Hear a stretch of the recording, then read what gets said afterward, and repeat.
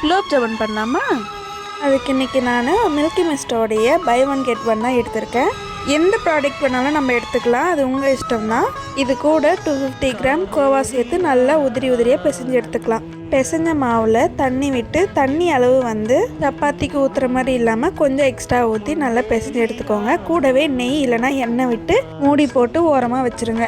15 minutes ஆனதுக்கப்புறமா எடுத்து பார்த்தீங்கன்னா ப்ரூஃபிங் ஆகிருக்கிறது உங்களுக்கு நல்லா தெரியும். அப்புறமா உங்களுக்கு எந்த ஷேப்பில் பிடிச்சிருக்கோ அந்த ஷேப்பில் உருட்டி எடுத்துக்கோங்க. அப்புறம் ஒரு பாத்திரத்தில் 2 cup sugar, 2 cup water add பண்ணி 4 ஏலக்காவை தட்டி போட்டு நல்லா கொதிக்க விட்டு லேசான கம்பி பதத்துக்கு வர மாதிரி கொதிக்க விட்டு இறக்கிடுங்க. அப்புறம் நம்ம உருட்டி வச்ச பால்ஸ் எல்லாத்தையுமே எண்ணெயில் போட்டு கை விடாமல் திரட்டிகிட்டே இருந்தீங்கன்னா உங்களுக்கு இந்த கலரில் பர்ஃபெக்டான குலோப் ஜாமுன் வந்துடும். இதை செய்யும் போது அடுப்பை லோ ஃப்ளேமில் வச்சுட்டு செய்யுங்க, அப்போ தான் உங்களுக்கு பிரிஞ்சு வராது. நான் சொன்ன டிப்ஸ் எல்லாம் உங்களுக்கு பிடிச்சிருந்தா என்ன ஃபாலோ பண்ணிவிட்டு சப்ஸ்கிரைப் பண்ண மறந்துடாதீங்க.